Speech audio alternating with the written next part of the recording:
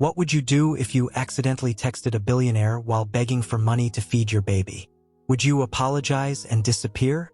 Or would you accept help from a complete stranger? This is the true story of one wrong number that turned into a life-changing moment. And by the end, you'll learn why sometimes our biggest mistakes become our greatest blessings. And where in the Word are you watching from today? Let me know in the comments below. I trust you enjoy the story. Camila Reyes sat on the concrete steps behind Newport Beach Country Club's service entrance, staring at her phone screen. 14 minutes left on her lunch break, $12 in her checking account, and a text from Mrs. Chun that made her stomach turn. Running low on formula, her 3-month-old daughter, Valentina, was 2 cities away in Santa Ana with the elderly neighbor who charged $30 a day for childcare.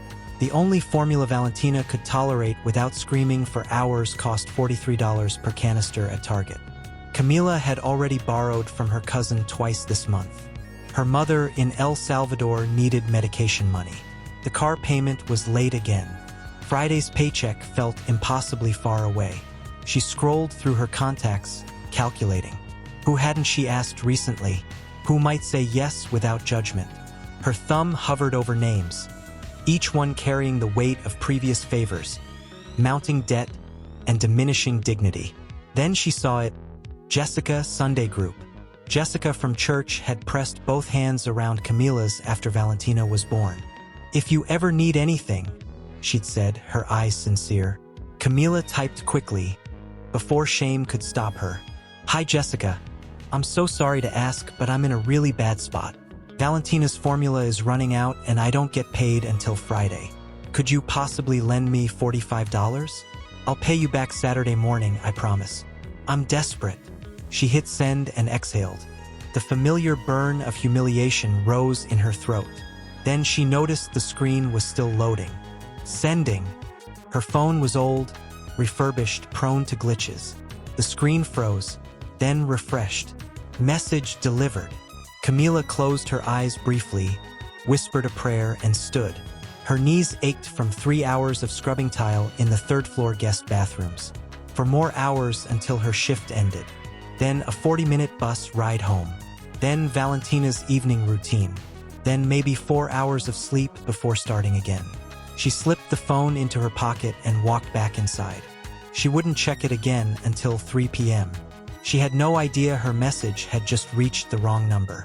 72 floors above downtown Los Angeles, Theo Castellanos was in his 3rd video conference of the afternoon when his personal cell phone vibrated on his desk. The office had floor-to-ceiling windows overlooking the Pacific.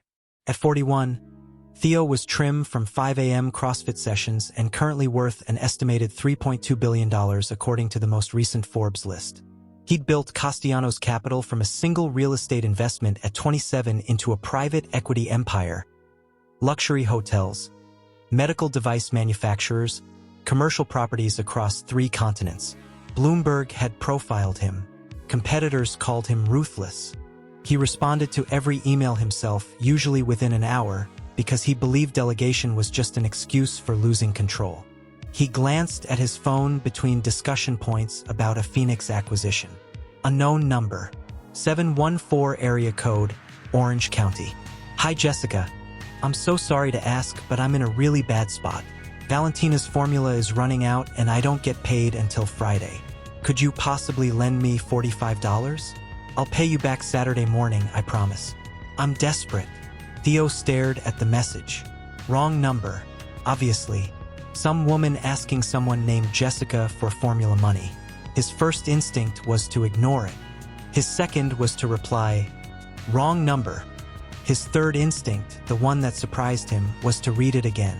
"Valentina's formula is running out. I'm desperate." He thought of his daughter, Beatrice, 7 years old now, living in London with her mother, his ex-wife. He saw her 6 weeks a year under the custody arrangement. Last Christmas, she'd asked why he couldn't just move to London if he was so rich. "Because my work is here," he'd said. She'd nodded, already learning not to ask twice. Theo minimized the video conference. His COO was still talking, and typed a reply, "This is not Jessica. You have the wrong number." But how much formula do you need? He sent it, then immediately questioned the decision. He had 127 unread messages from business contacts, a dinner with investors in 2 hours, a reputation for not being sentimental about money. But he didn't delete the text. He waited for a response. Camila was folding towels in the club's laundry room when her phone buzzed. For hours since lunch. She checked twice, no response from Jessica. Now, pulling it out expecting nothing, the reply made her stomach drop. This is not Jessica. You have the wrong number. But how much formula do you need? Horror flooded through her. She texted a stranger, begged a complete stranger for money. Her hands shook as she typed. Oh my God, I'm so sorry. I meant to text my friend. Please ignore that. I'm so embarrassed. The response came within seconds. You didn't answer my question. How much formula do you need? Camila stood surrounded by the smell of bleach and fabric softener, tears pricking her eyes. This was insane.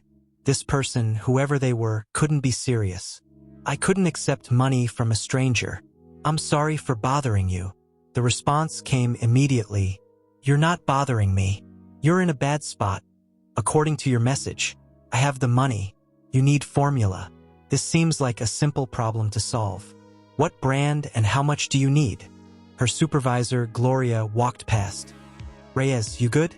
Mrs. Pemberton wants her room finished before dinner service. Yes, coming. Camila called back, her voice cracking. She looked at her phone again. This had to be a joke, or a scam, or something worse. But the messages were so direct, so matter-of-fact. She thought of Valentina's face this morning. Red, scrunched, refusing to eat. Mrs. Chen's worried voice on the phone. With trembling fingers, she typed, Similac Sensitive, the purple one, $43 at Target. But really, I can't accept this from you. I don't even know who you are. The response came faster than before. My name is Theodore Castellanos. I live in Los Angeles. I'm offering to buy formula for your daughter because I can afford it and you need it. What's your Venmo or Zelle? Camila felt the room tilt. Theodore Castellanos. The name sounded vaguely familiar, like something she'd heard on the news or seen on a billboard. She sat down on a folding chair near the washing machines, her legs suddenly weak. She Googled the name with shaking hands. Wikipedia page, Forbes article, a photo, navy suit, glass building, arms crossed, dark eyes that didn't smile. Theo Castellanos, founder and CEO of Castellanos Capital. Net worth, $3.2 billion. Camila dropped her phone. Theo was back in his car. A black Mercedes S-Class driven by his regular driver, Marcus, heading toward his dinner meeting when his phone buzzed again. The woman hadn't responded for 10 minutes. Longer than most people made him wait for anything. When the message came through, it was a single word. Why? Theo looked out the window at Los Angeles traffic. The sun was starting its descent toward the ocean, bathing the city in gold light. Marcus had the radio on low, NPR discussing housing policy. Good question. He'd been asking himself the same thing for the past 15 minutes. He had wealth advisors, a charitable foundation that gave away millions each year to vetted organizations. Tax attorneys who maximized every philanthropic deduction. He didn't hand out money to strangers who texted him by mistake. But something about the message had hooked him. I'm desperate. Not dramatic. Not manipulative. Just honest. And the amount, $45. He'd spent more than that on a single bottle of wine at lunch yesterday. The watch on his wrist cost $68,000. His daughter's private school tuition in London was £54,000 per year. $45 for baby formula. Theo's mind drifted back 10 years. His mother, standing at the kitchen counter at midnight, sorting bills into piles. Pay now, pay later. Beg for extension. She'd worked 3 jobs after his father left. Cleaning houses during the day, waiting tables at night, doing bookkeeping on weekends for a local tax office. She was brilliant with numbers. Could have been an accountant, maybe a financial analyst if she'd finished college. But she'd gotten pregnant at 19, married at 20. abandoned at 32 with 2 kids and no degree. Nobody gave her a chance to prove herself beyond minimum wage work. She died of a heart attack at 49. The doctors said it was stress, exhaustion, years of barely sleeping, never taking care of herself because she was too busy taking care of everyone else.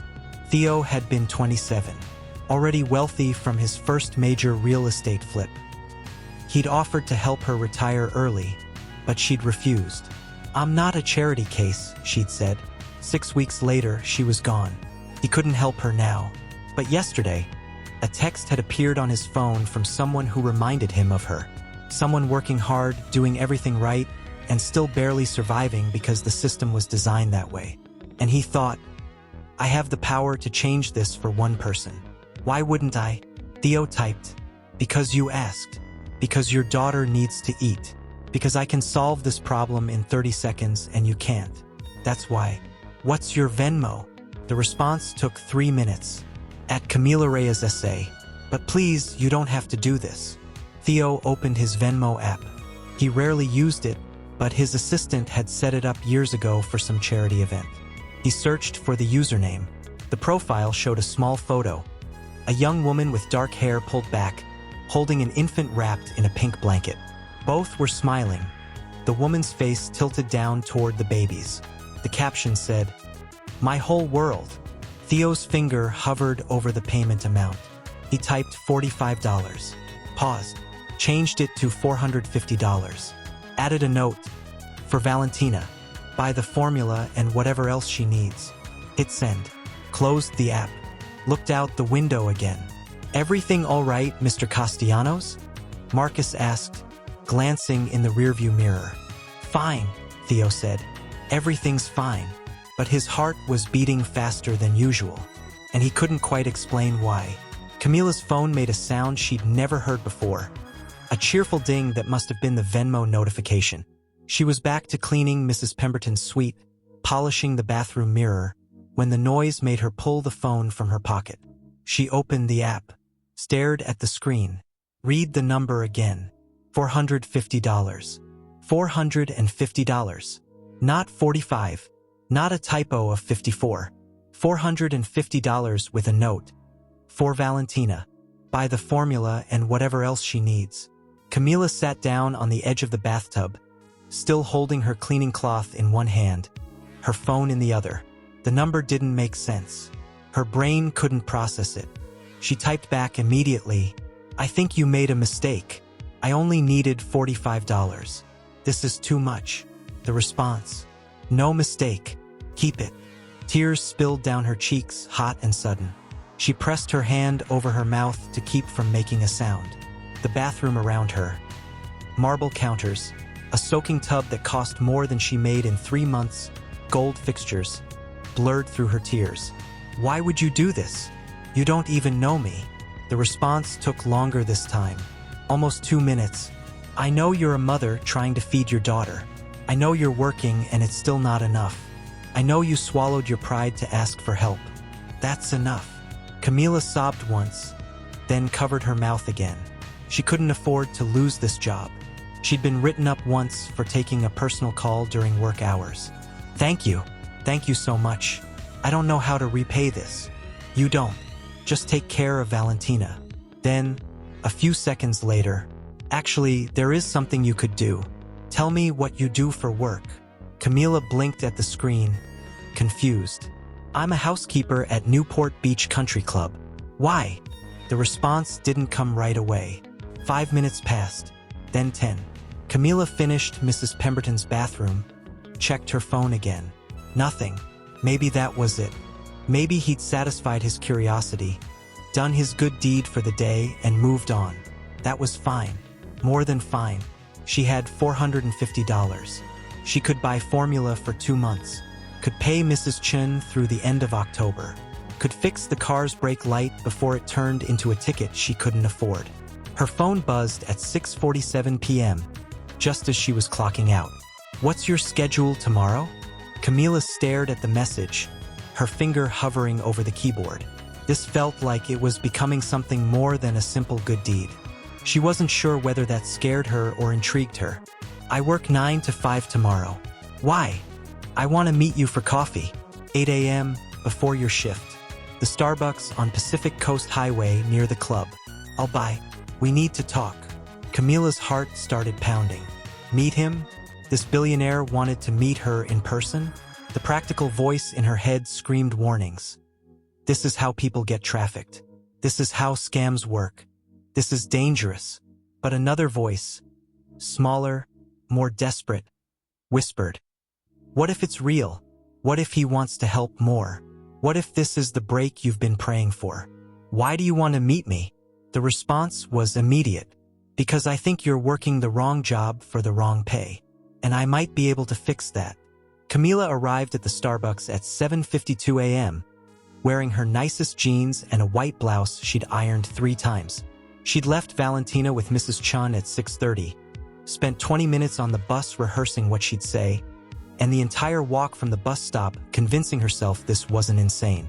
She'd told her cousin, Maria, everything last night, sent screenshots of the messages, made Maria promise to call the police if Camila didn't text by 9 a.m.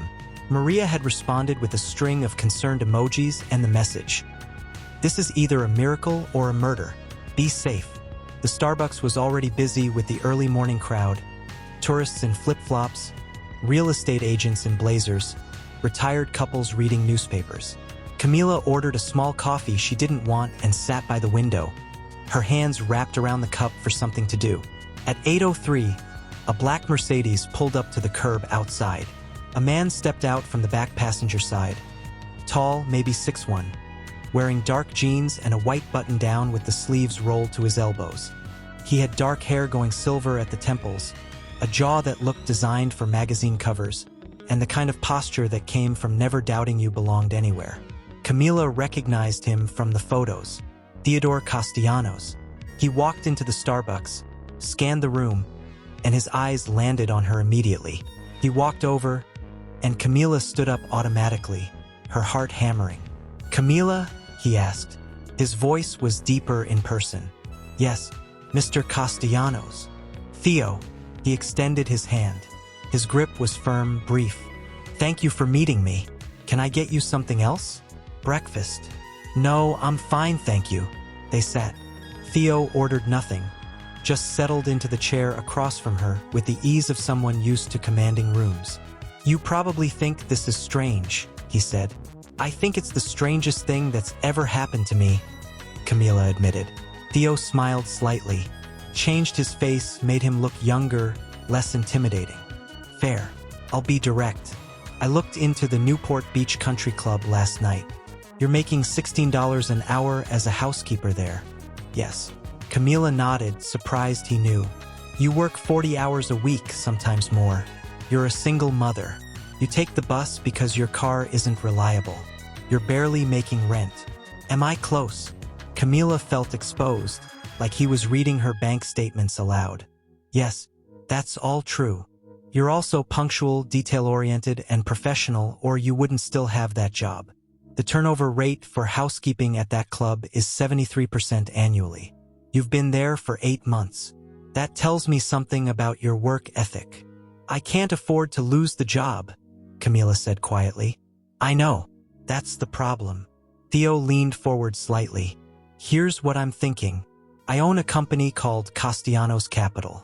We manage a lot of properties, office buildings, hotels, residential complexes. We also run a corporate headquarters in downtown LA that employs about 300 people. We're always looking for good facilities managers, executive assistants, administrative coordinators, roles that pay actual salaries, not hourly wages. Roles with benefits, healthcare, retirement matching. Camila's breath caught. Are you offering me a job? Not directly. I don't hire people I've known for 12 hours based on a wrong number text. That would be insane. He paused. But I am offering you an interview with my head of operations. Next Monday, if you're interested. If you're qualified and she thinks you're a fit, we'll make you an offer. Starting salary would be around $52,000. Full benefits, paid time off. Camila felt dizzy. $52,000. She currently made $33,000 before taxes. Why? She asked again, the same question she'd texted him yesterday. Why would you do this? Theo was quiet for a moment, looking out the window at the beach across the highway, the early morning surfers paddling out past the breakers. 10 years ago, he said finally, my mother was working 3 jobs to keep my sister and me afloat after my father left. She was cleaning houses during the day, waiting tables at night, doing bookkeeping on weekends. She was smart, brilliant with numbers, but she'd never finished college, and nobody gave her a chance to prove herself beyond minimum wage work. He looked back at Camila. She died of a heart attack when she was 49. The doctors said it was stress, exhaustion, years of barely sleeping and never taking care of herself because she was too busy taking care of everyone else. Camila's throat tightened. I can't help her now, Theo said. But yesterday I got a text from someone who reminded me of her. Someone working hard, doing everything right, and still barely surviving because the system is designed that way. And I thought, I have the power to change this for one person. Why wouldn't I? Camila wiped at her eyes quickly. I don't know what to say. Say you'll come to the interview. Yes, of course. Theo pulled out his phone, typed something, and Camila's phone buzzed a moment later with an email. That's the details. Monday, 10 a.m. Address is in there. Ask for Simone Laurent, she runs operations. I've already told her about you. The rest is up to you and her. He stood up, and Camila stood too, feeling like the ground had shifted beneath her feet. Thank you, she said, and the words felt impossibly small for what he was offering. I don't know how to.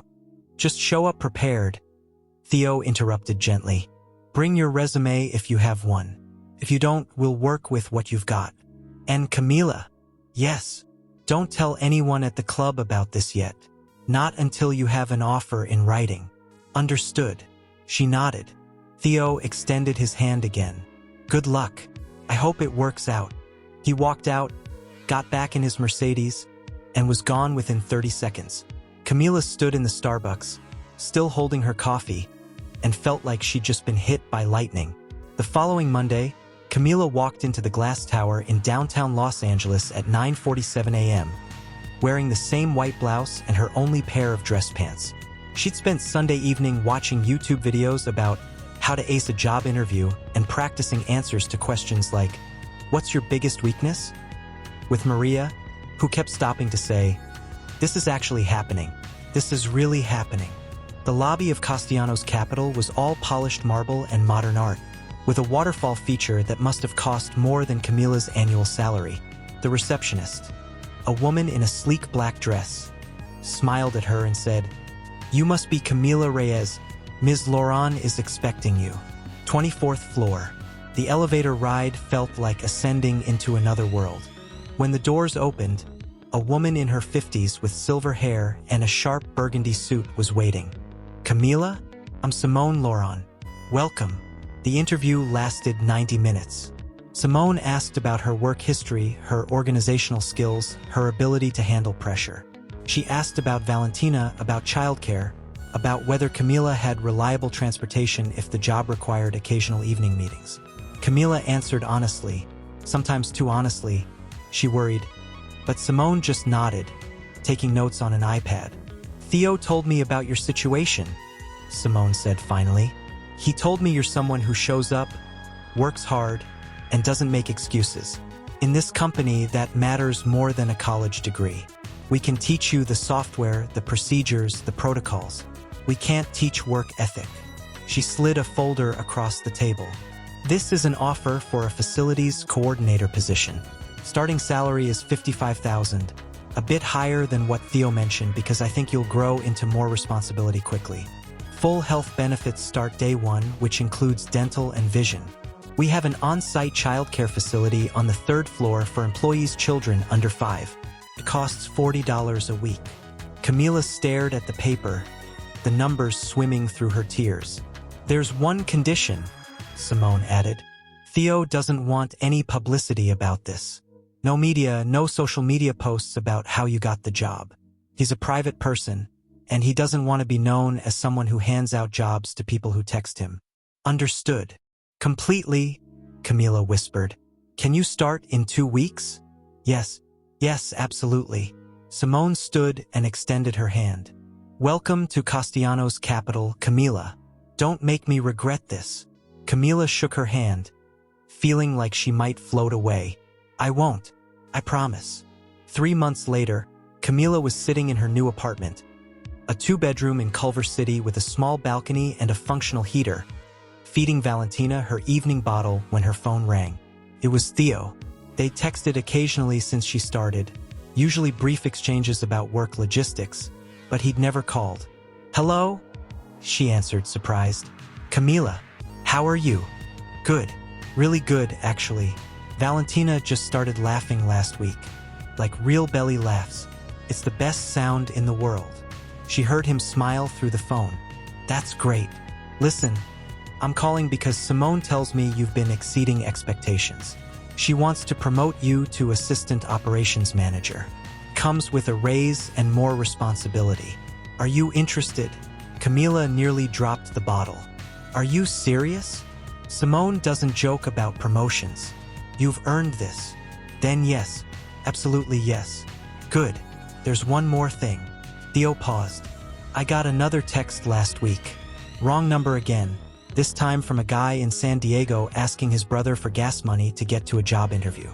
I sent him $200 and the address of our hiring manager down there. Camila laughed, feeling tears spring to her eyes. You're doing it again? I'm thinking about doing it more systematically.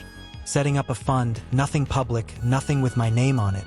That helps people in situations like yours. People who are working hard but getting crushed by circumstances. Simone's helping me build it out. I wanted to ask if you'd be willing to help vet applicants. You'd know what to look for, who's genuine, who's just trying to game the system. Camila looked down at Valentina, who was staring up at her with dark eyes that had started to see the world clearly now. I'd be honored, she said. Thank you. I'll send you the details. Another pause. Camila? I'm glad you texted the wrong number that day. Me too. Every single day, me too. After they hung up, Camila sat on her couch. A real couch, not a futon from Craigslist, and thought about the trajectory of a single mistake. One wrong digit in a phone number. One desperate message sent to a stranger. One man who decided that $45 wasn't the answer, but $450 was closer. One offer that changed everything. She opened her banking app and looked at her balance. $4,347.82. She'd never seen a comma in her bank account before.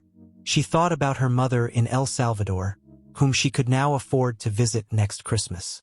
She thought about Valentina's college fund, which she'd opened last month with an automatic deposit every paycheck. She thought about the other women at the Newport Beach Country Club, still scrubbing toilets for $16 an hour, wondering if they'd make rent. Camila picked up her phone and texted Theo. For the fund you're starting, I want to contribute. Take $100 from every paycheck. Automatic. I know what it's like to need help. Now I want to be the help. His response came 3 minutes later. You sure? You don't have to do this. She typed back. I'm sure. Someone gave me a chance when they didn't have to. Time to pass it forward. Okay, thank you. This is why I hired you. Camila set the phone down and kissed Valentina's forehead. Outside, the Los Angeles skyline glittered through her window. A city of millions of stories, most of them struggles, some of them miracles. Hers had been both. The story spread anyway, despite the confidentiality agreement. Not through Camila, she kept her promise. But someone at the club noticed she'd quit without warning.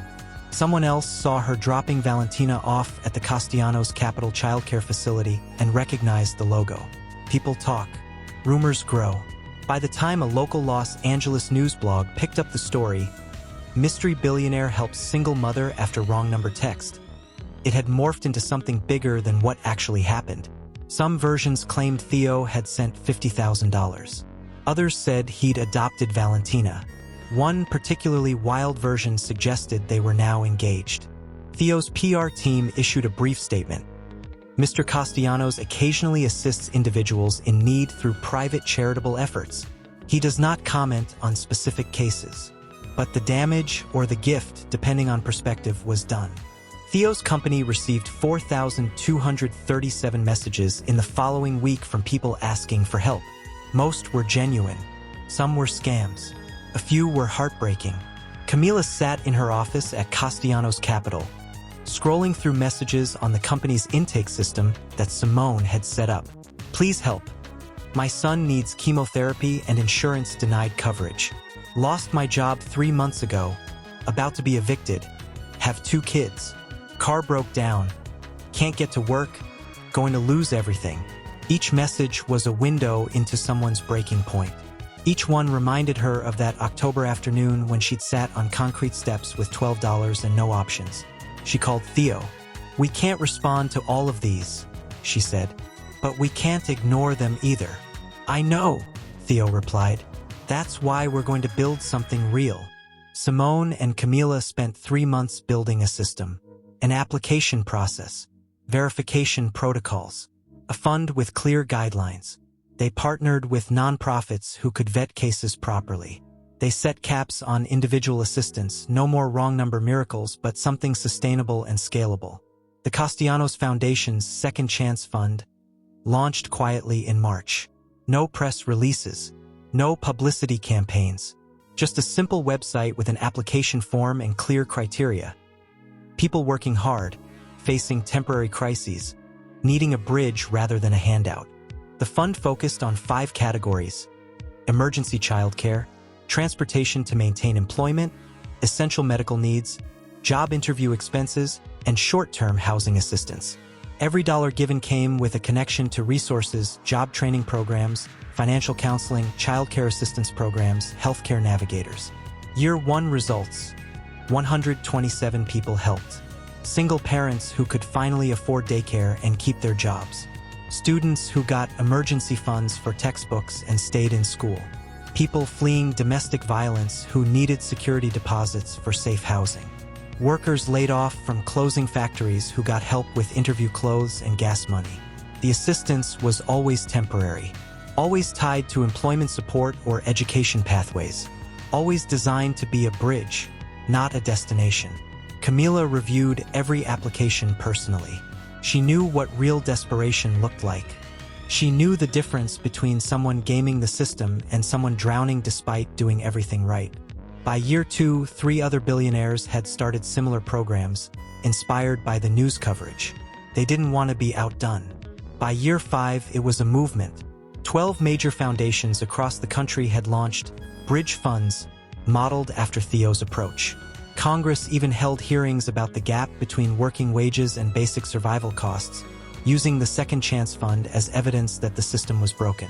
All because Camila Reyes, exhausted and desperate, had pressed send on a message meant for someone else. All because Theo Castellanos, cynical and busy, had decided to read it twice. All because sometimes the wrong number is exactly right. 3 years after that October afternoon, Camila stood in the Castellanos Capital Conference Room, presenting the Second Chance Fund's annual report to the board of directors. Valentina was in the childcare facility downstairs, now a talkative 3-year-old who'd recently announced she wanted to be a helper like mommy. The presentation showed impact metrics. 847 families assisted. 73% maintained stable employment 1 year later. 89% reported improved financial stability. 0 publicity seeking, 0 exploitation, just quiet, systematic change. Theo sat at the head of the table, watching Camila present with the same confidence she'd brought to every challenge he'd watched her tackle over 3 years. After the meeting, he caught her in the hallway. "You've come a long way from texting the wrong number," he said. Camila smiled. "Best mistake I ever made." "Mine too." She looked at him curiously. "Why do you say that?" Theo thought for a moment. "Because I'd forgotten why money matters. It's not about the zeros in the account. It's about what you can change with it. You reminded me of that." Camila nodded. "Your mother would be proud." "Yeah," Theo said quietly. "I think she would." So what can we learn from this story? That asking for help isn't weakness, it's courage. That one act of generosity can create waves of change. That people are more than their circumstances. That the system is broken, but individual humans can still choose compassion. and that sometimes the biggest moments in our lives start with the smallest mistakes. One text message, one wrong number, one decision to respond instead of ignore. That's all it took to change 2 lives and eventually hundreds more. If the story moved you, hit that like button and share it with someone who needs to hear it today. Subscribe to Veteran Stories for more real accounts of ordinary moments that became extraordinary. Because you never know, your next mistake might be exactly what someone else needs.